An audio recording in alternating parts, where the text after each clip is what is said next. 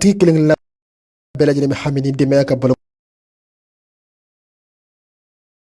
ko ɲuman ye. Denbaya ka baloko ɲuman i k'i sɔgɔlen to groupe Vespro la. Groupe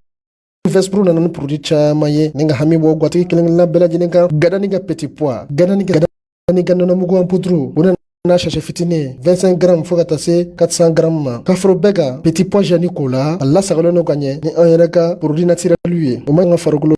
kɛnɛya la ani an ka farikolo sanuyako ɲuman. O na ni saga bana ye n'o de ye Exmed ye. Groupe Vespro ni mɔgɔ min bɛ kunnafoni wɛrɛ ɲini nɛgɛjuru sira banba 76 54 25 25 walima 78 78 49. Groupe Vespro alala e hami bɔ gatigi kelen kelen bɛɛ.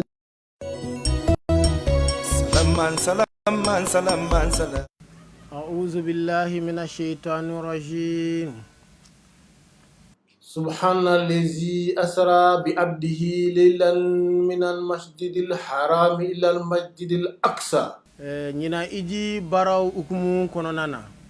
Sahel voyage nyama soko aniso jialim baira afeka tagama buluda Betul Muqaddas la kibla foroye ni islamo kumbu nyasho makaseli.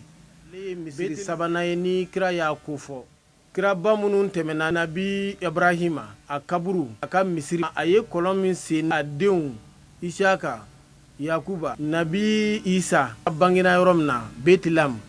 aka sanayelen kera yoromna Qur'ane kabako kera yoromunna amtanye dawluka nabi Dauda kaburu kam masaya yoro nabi Suleiman nabi Musa ani sahaba munun kumbo yoron nununa turu sina Suleiman Farsi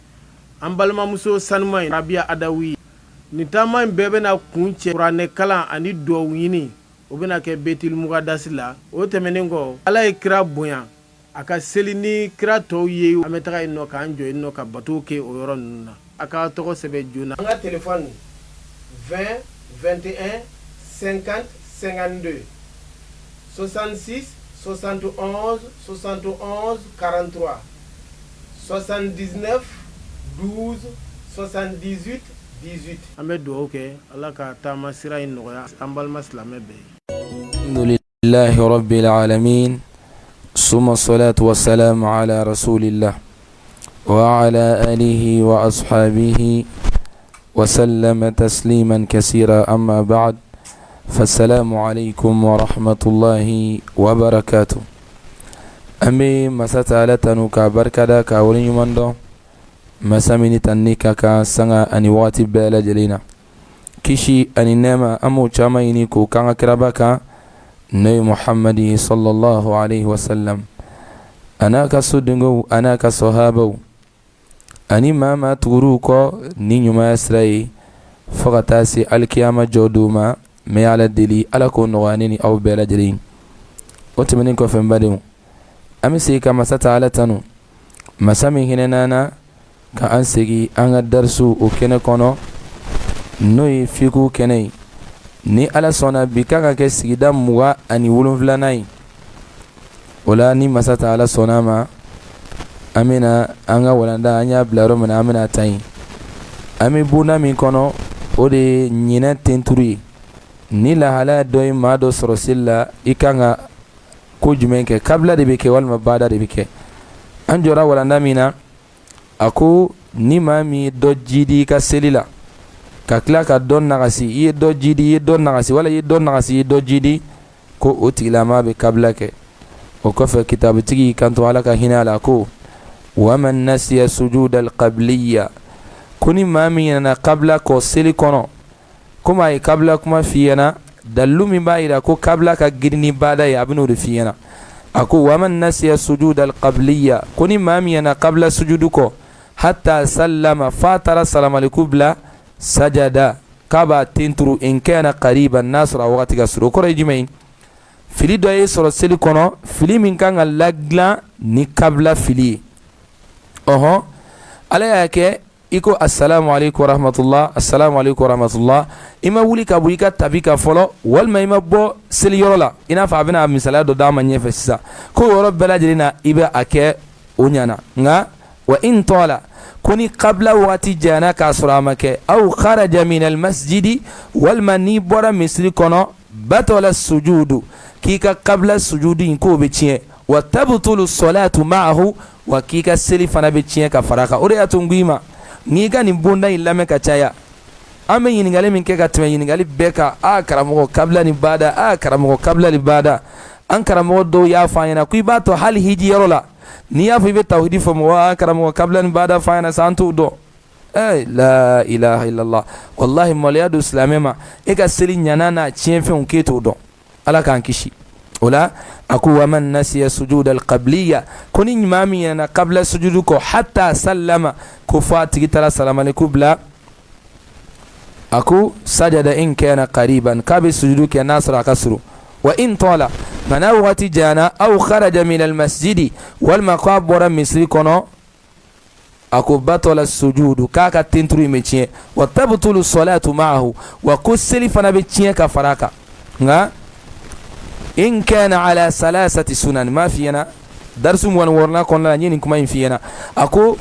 kabla sujudu tigɛ a bɛna fi ɲɛfɛ ko fana kɛra sunna saba toli a ko ya in kana ala salasati sunanin ko i ye min kɛ seli kɔnɔ kabla bɛ kɛ ko n'a sɔrɔ i ye sunna saba de pɛridi seli kɔnɔ aw aksaru walima min ka ca ka tɛmɛ o kan o la maa min tɛ seli sunna dɔn maa min tɛ seli farida dɔn maa min tɛ seli mustahabu dɔn e tɛ se ka kabila ni bada dɔn ka bɔ ɲɔgɔn na ne dun tɛna segin seli sunna kan nin walanda in kɔnɔ ka d'a kan an y'a walawalaw ye walanda tɛmɛnenw kɔnɔ ni mago b'o la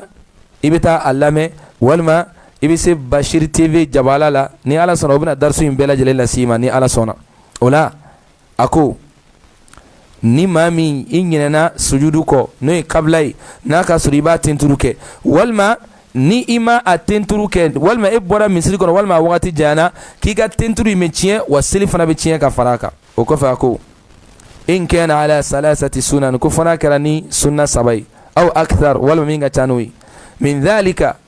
ka bɔ a ye min f'i ɲɛna wa illa ko n'o tɛ fala tabtulu k'i ka seli tɛ tiɲɛ o kɔrɔ ye jumɛn ni maa min ye sunna kelen to yen seli kɔnɔ i ka seli tɛ tiɲɛ non n'a kɔni a bɛ saba walima fila bɔ i ka sunna i ka seli a bɛ tiɲɛ o la ɔhɔn o kɔfɛ a ko komi an ye kabila ni bada an b'o kuma la yanni an ka don o kɔnɔ a bɛ ka fɛn dɔ f'i ɲɛna a ko wa man nasiya sujuda al-ba'diyya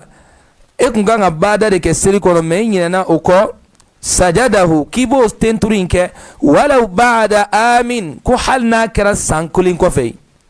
hali n'a kɛra san kelen kɔfɛ e hakili jiginna a la walima kalo kelen kɔfɛ nin don bada kun ye ne sɔrɔ seli la kabila kun ye ne sɔrɔ seli la jaa ne m'a dilan dɛ o yɔrɔ bɛɛ lajɛlen na k'i b'a tenturu kɛ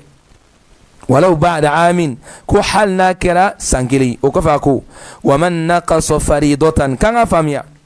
ko ni maa min ye seli farida dɔ nagasi m'a f'i ɲɛna kabila ni bada kuma bɛɛ bɛ sigi ninnu de kan a bɛ ka i hakili dayɛlɛ ka d'a kan ale bolo k'e ye seli farida kala ka ban i y'a sunna kala i y'a mustahabu kala a ko wa man naqasa faridatan ko ni maa min ye seli farida dɔ nagasi fala yujzihi as-sujudu anha ko sujudu to o wasa fiyewu hatta biha f'i ka na n'a ye o ma sɛbɛn ka tugu lagdar nuskal a matnu la nin yɔrɔ in na dɛ n bɛ fɛ k'a f'i ɲɛna n'i kɔni ɲinɛna farida kɔ a bɛna f'i ɲɛna walanda nataw kɔnɔ ko fɔ i ka na n'a ye de o ye seli farida n'a sunna kuma ɲɛfɔlen o kɔfɛ a ko wa man naqasa al-fadaila n y'a f'i ɲɛna dɛ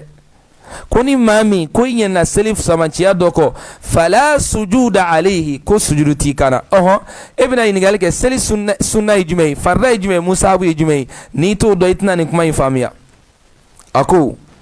wala yakunu o kuma kɔfɛ a ko wala yakunu sujudul qabliyu illa li tarki sunnatayn fa aksar ni kuma min f'i ɲɛna sisan a seginni filɛ o kan ko kabila yɛrɛ tɛ kɛ seli kɔnɔ ko f'i ka sunna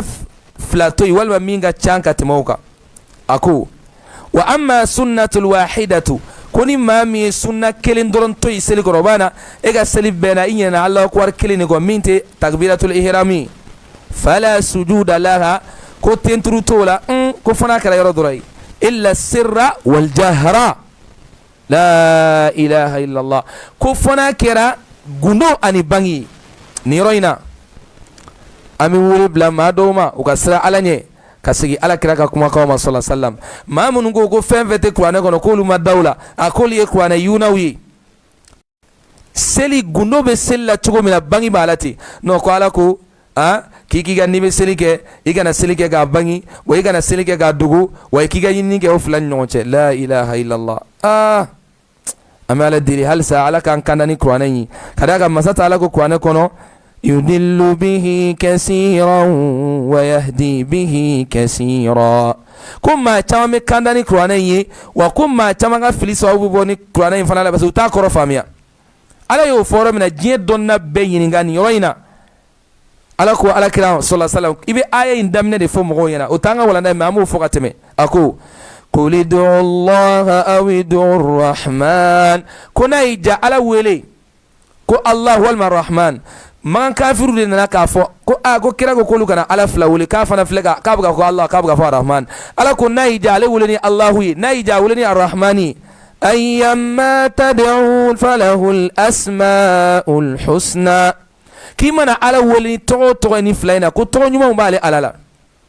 ولا تجهر بصلاتك ولا تخافت بها وابتغي بين ذلك سبيلا نيركو بافله ko ala yere ko seli kana banganya ikana dugu bo ni eti arabu kan sigitugo ko nyedo anta donne mais donna yo kuma mi foni aya ina to tafsiri ka français kitabun do tadro kan sigi aga to bi kuma la mamuni français sebo ya kere pour que mauga sega koro donu famia mais aya la ini ngere ni ro ina salatu do de kodu ni bina do ga do kuma Allah ka peren ka wele kuma aya damine la kanake walma kuno ko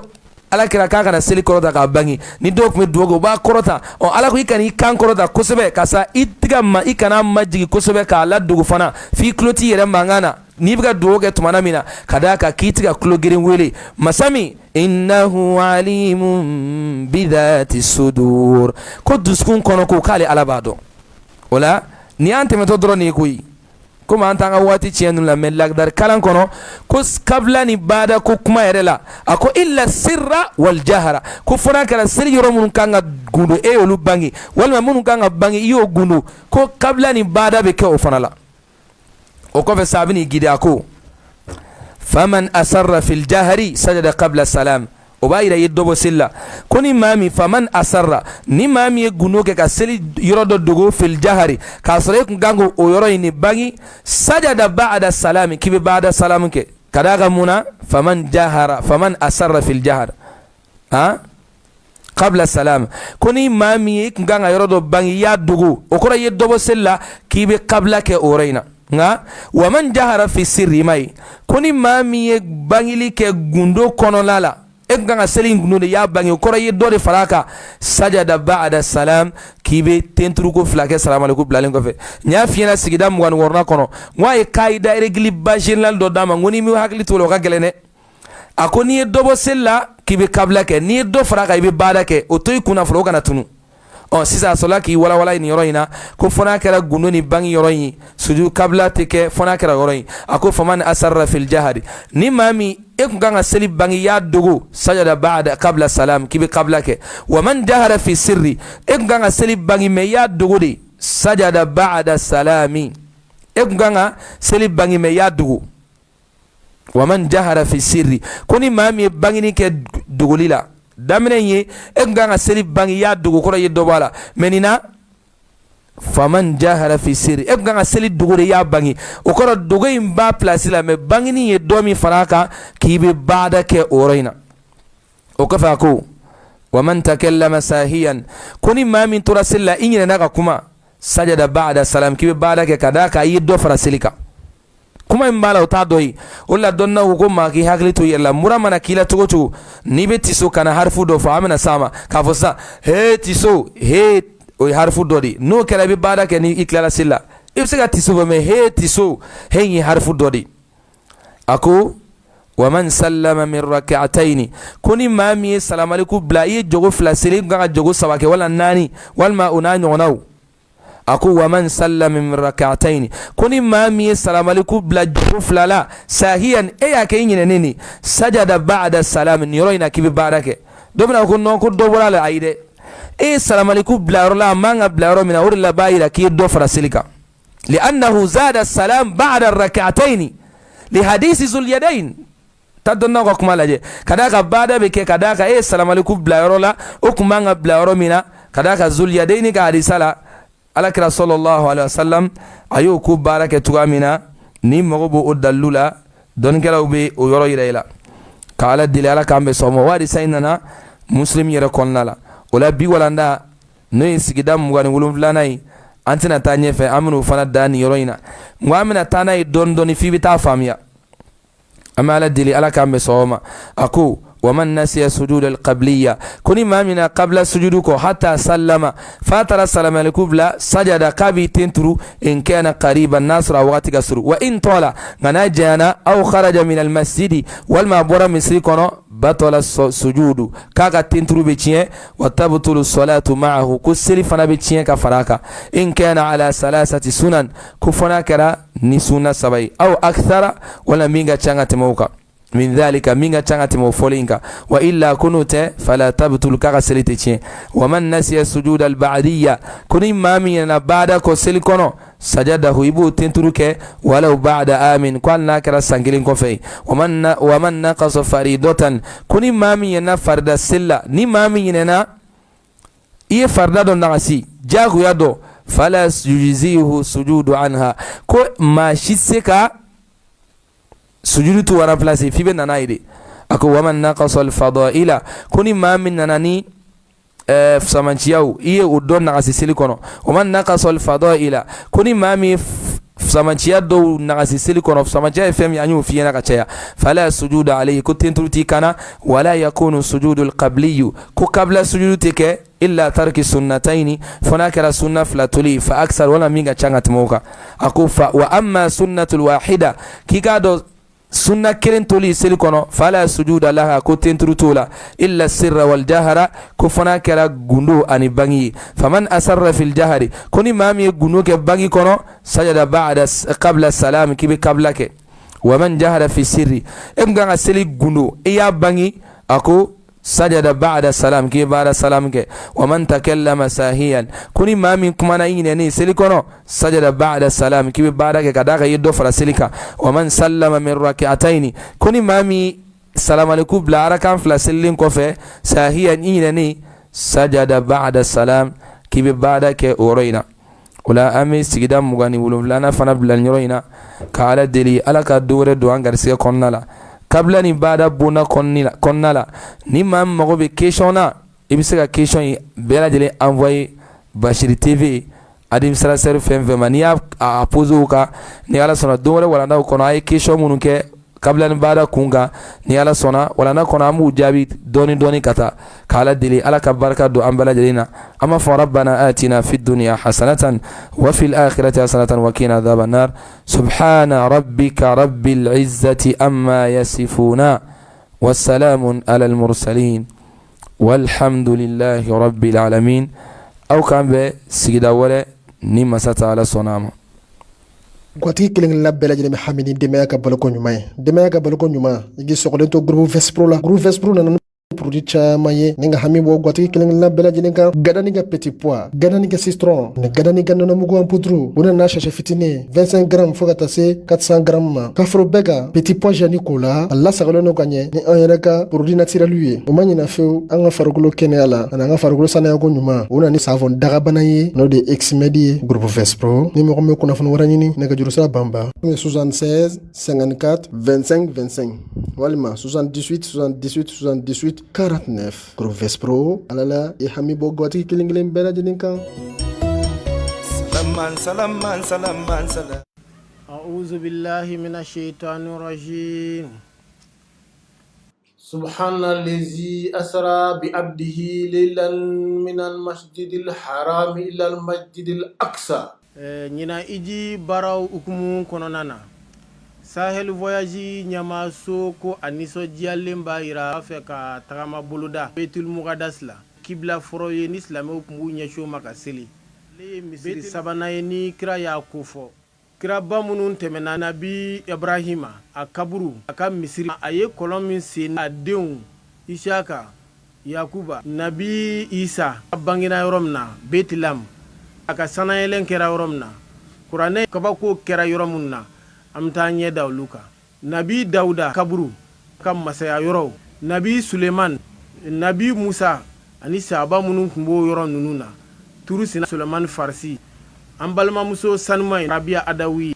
nitama mbebe na kunche Qur'ane kala ani dowini o bena kɛ betil mugadasi la o tɛmɛnen kɔ ala ye kira bonya a ka seli ni kira tɔw ye an bɛ taga yen nɔ k'an jɔ yen nɔ ka bato kɛ o yɔrɔ ninnu na a ka tɔgɔ sɛbɛn joona an ka telefɔni 20 21 50 52 66 71 71 43 79 12 78 18 an bɛ dugawu kɛ ala ka taama sira in nɔgɔya an balima silamɛ bɛɛ ye. Salaman salaman salaman salam